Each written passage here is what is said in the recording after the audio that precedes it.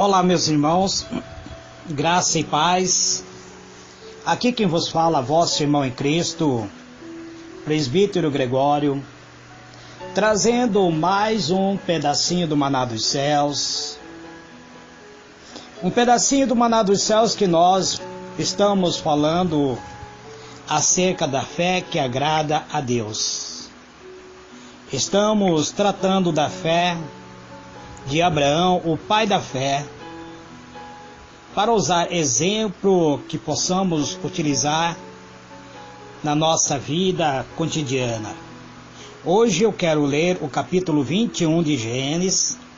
Estou pulando o capítulo 18, 19 e 20.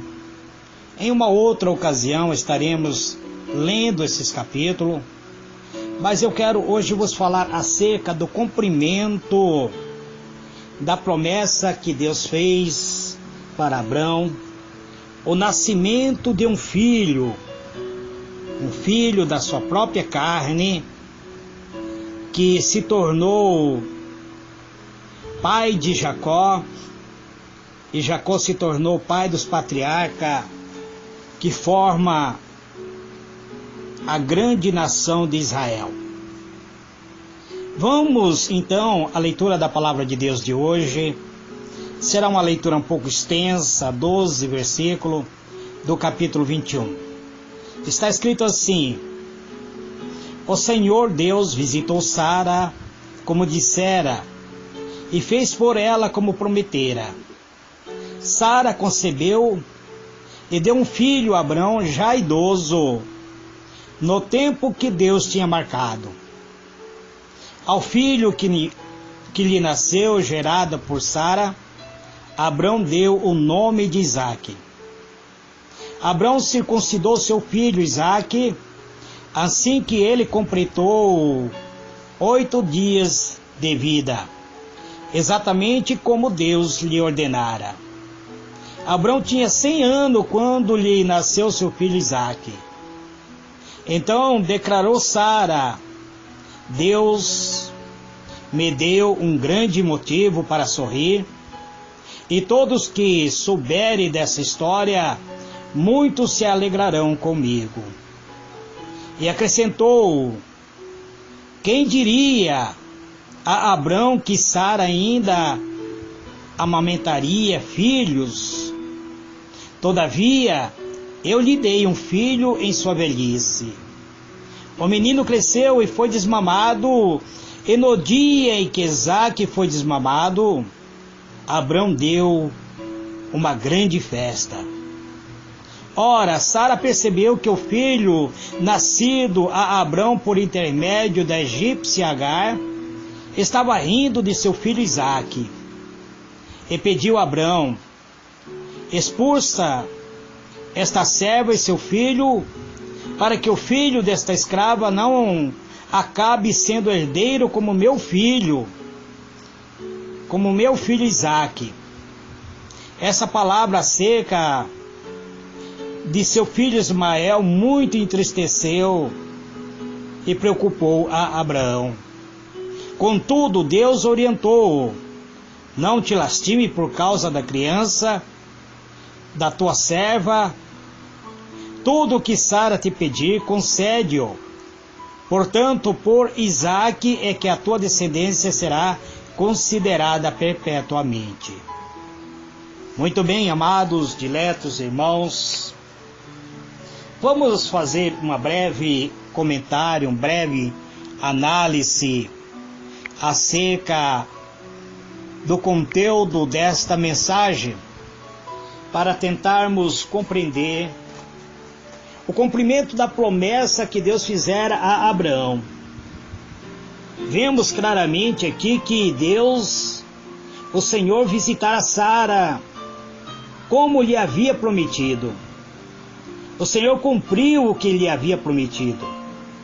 Sara concebeu e deu luz a um filho a Abraão, na sua velhice e no tempo determinado que Deus lhe havia determinado. A visita, portanto, do Senhor nosso Deus a Sara não foi como a do Espírito Santo para a Virgem Maria. A concepção de Isaac foi realizada através da ação do relacionamento sexual entre Abrão e Sara. A visita do Senhor foi apenas no sentido de lhe dar a condição física de gerar um filho. Deus não só sarou Sara da sua esterilidade, mas também a transformou os seus próprios órgãos, deixando-as como a de uma jovem. Caso contrário, Sara não teria possibilidade de gerar um filho. Sara não teria possibilidade de amamentar um filho. Portanto, Deus transformou o útero, o colo, inclusive o órgão de amamentação de Sara, para que ela pudesse amamentar seu filho. Deus, então, curou a esterilidade de Sara. Deus não precisou agir no organismo de Abrão, pois Abrão, mesmo tendo 100 anos de vida, aos 99 anos de vida, ele ainda era vigoroso e capaz de ter o coito sexual com sua esposa Sara. Então Deus não precisou transformar os órgãos de reprodução de Abrão, mas só os órgãos de reprodução de Sara. Então, no caso de Maria, que foi concebida por meio do Espírito Santo, Deus a envolveu através do Espírito Santo, e o próprio Espírito Santo colocou nela a semente divina. Então, foi totalmente diferente por causa da visitação de Deus para Sara. Deus transformou todos os órgãos reprodutivos de Sara para que ela pudesse produzir um filho. Então, outro fato extremamente importante para se notar é a fidelidade de Deus em cumprir a sua palavra, em cumprir a sua promessa. Independente das circunstâncias, muitas vezes visível a cada um de nós, Deus, Ele cumpre o que promete. Deus, Ele sempre cumpre aquele que são a promessa feita aos seus fiéis. Então Deus, Ele cumpriu esta promessa ao seu servo Abrão. Eu quero falar para os irmãos que pretendem aprender a viver pela fé. Precisamos nos conscientizar de uma coisa, que jamais se pode julgar os fatos pelos olhos físicos, senão pelos olhos espiritual. Aquilo que chamamos de olhos da fé. O próprio apóstolo Paulo, ele fala sobre isso. O apóstolo Paulo ensina dizendo: não atentando nas coisas que se veem, mas no que não se vê, porque as coisas que se veem são temporais, aos que não se veem são eternas. 2 Coríntios capítulo 4, versículo 18. A promessa que Deus fizera a Abraão estava agora começando a se cumprir.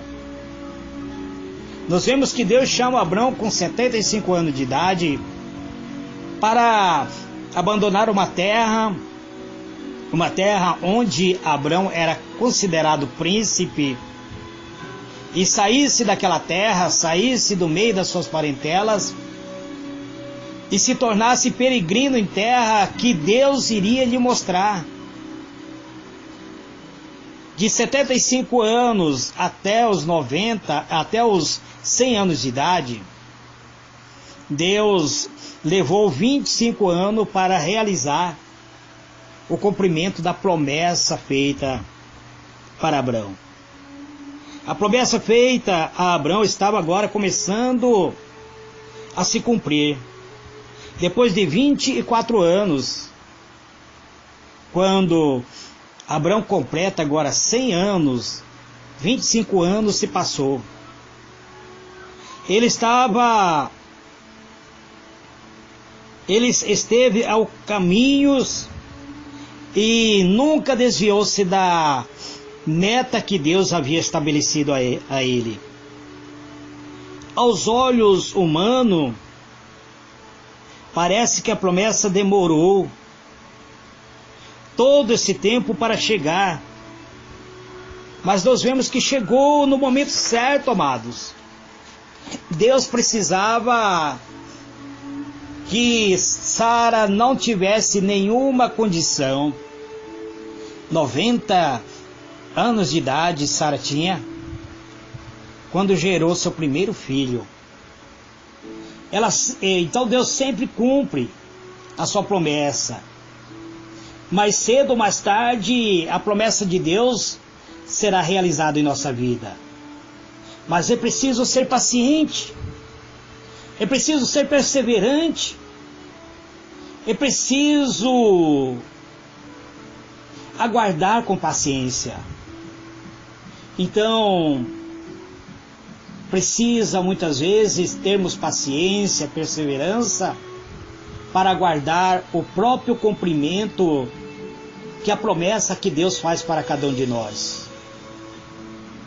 O mesmo também se dá em relação à segunda vinda do Senhor Jesus. Quem não se mantiver vigilante, quem não tiver a paciência para aguardar a sua volta, acabará ficando de fora.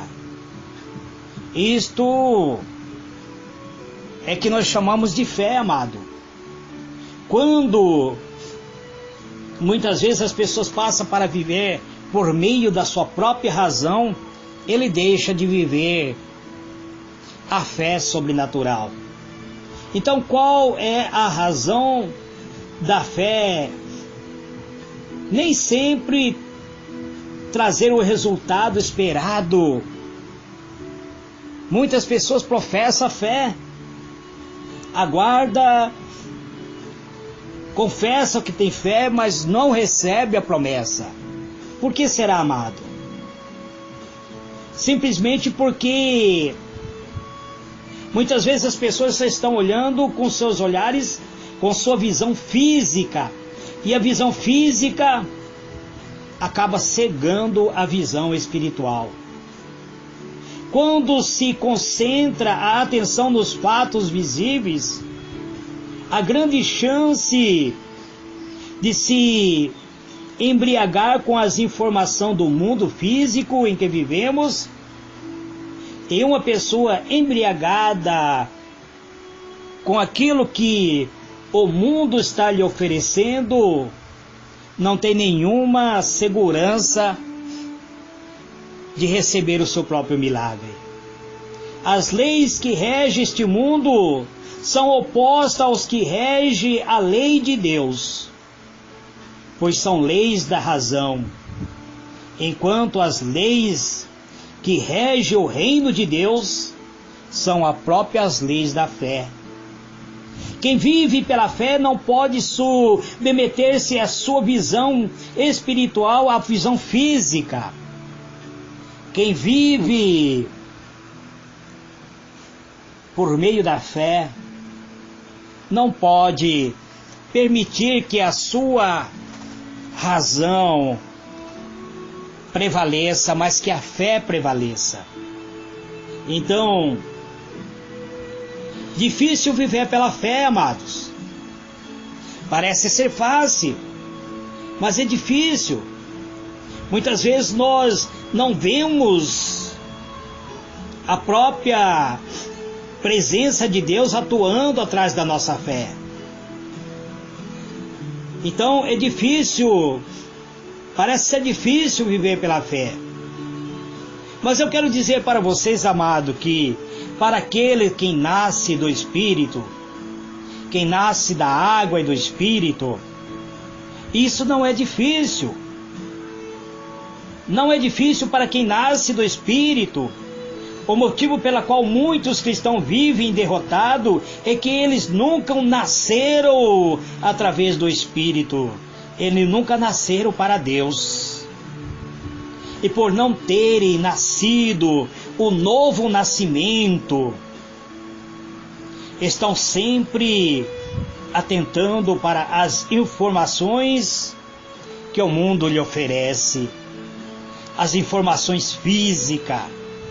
Então, sob a ótica física, as informações sempre são contrárias à do Espírito, são contrárias à fé real, à fé sobrenatural. Nós vemos que o patriarca, ele creu contra a esperança, ou seja, ele creu no invisível, no impossível, mas estava cansado, já estava velho, ao ponto de ele questionar a Deus, ele falar para Deus: Senhor, até agora o Senhor não me deu herdeiro, até agora o Senhor não me deu herdeiro, e um servo meu, Damasceno, este se tornará o meu herdeiro. Ele estava cansado já. Então Deus resolve que era o momento de operar o impossível na vida dele. Ele cria na visão dos seus olhos espiritual e não simplesmente na visão dos seus olhos físicos. Abraão, ele sempre olhava dentro do mundo espiritual. A Bíblia diz que Deus visitou Sara não pelos seus méritos espirituais, mas por causa da fé de Abraão.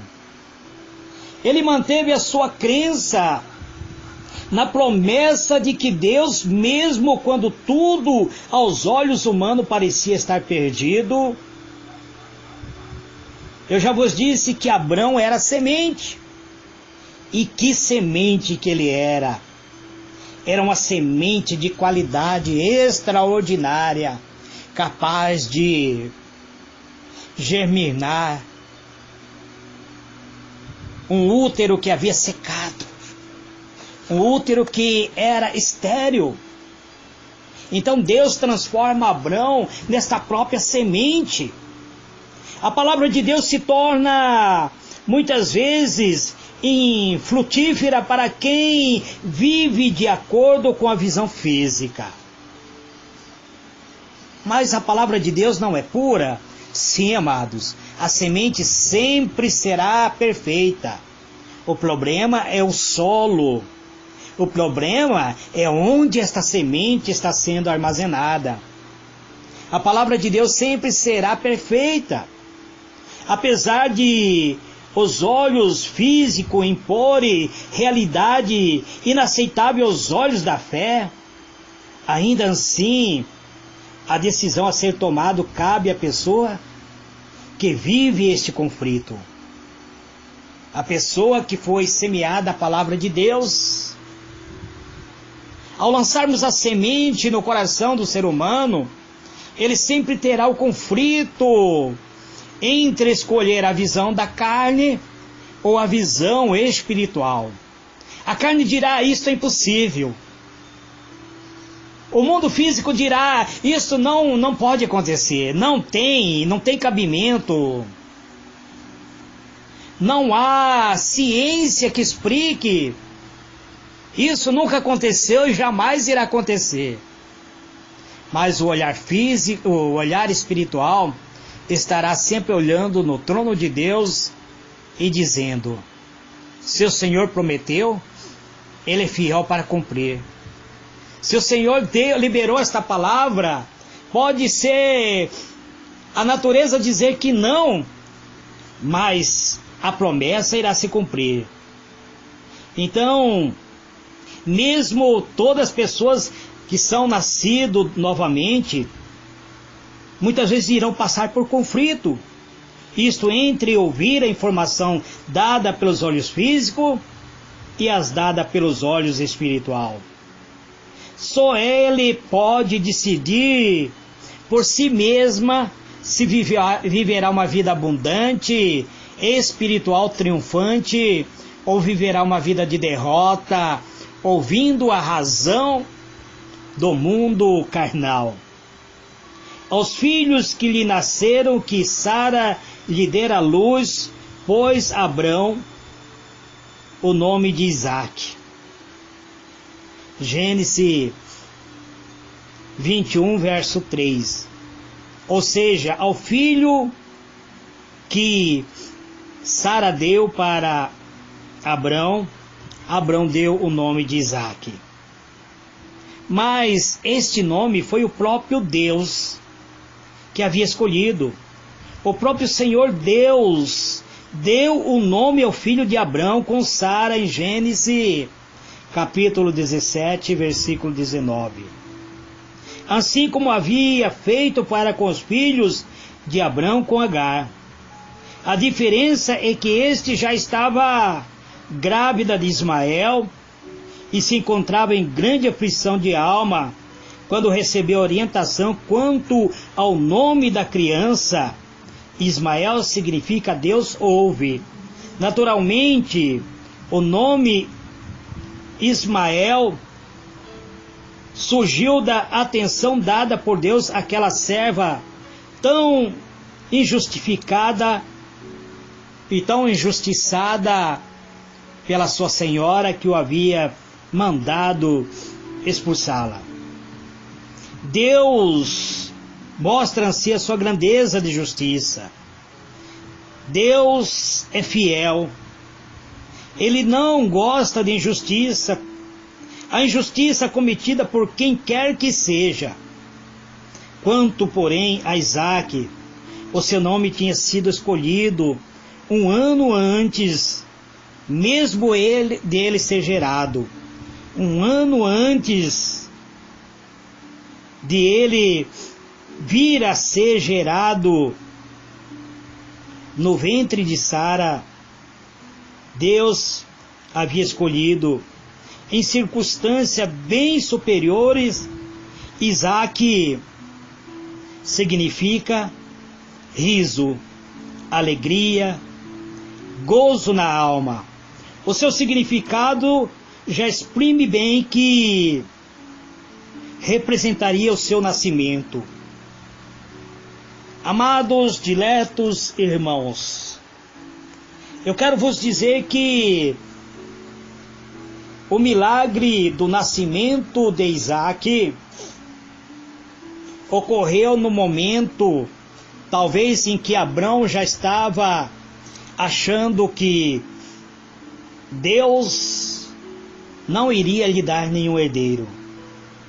No dia em que Isaque foi gerado, Sara e Abrão primeiro havia se prostrado e sorrido, a Bíblia diz, pensando, mas será que um homem de quase 100 anos de idade pode engravidar uma mulher? E uma mulher de 90 anos de idade poderá amamentar um filho? E depois a própria Sara, ela riu-se, achou graça quando Deus novamente falou para Abrão que Sara estaria grávida. E por isso o nome de Isaque significa riso, sorriso. Então, amados, este é o pedacinho do maná dos céus que eu trago nesse dia de hoje. Que o Senhor ilumine a vossa mente e vos conceda a paz. Amanhã eu estarei falando sobre o momento em que Sara chegou de desmamar o seu filho, os acontecimentos que ocorreu, para que nós possamos compreender. Eu não posso encerrar a mensagem falando sobre fé sem antes chegar na última etapa da vida do patriarca da fé. E depois eu estarei iniciando outras mensagens direcionadas pelo Espírito Santo de Deus. Fique na paz do Senhor Jesus. Amém e amém.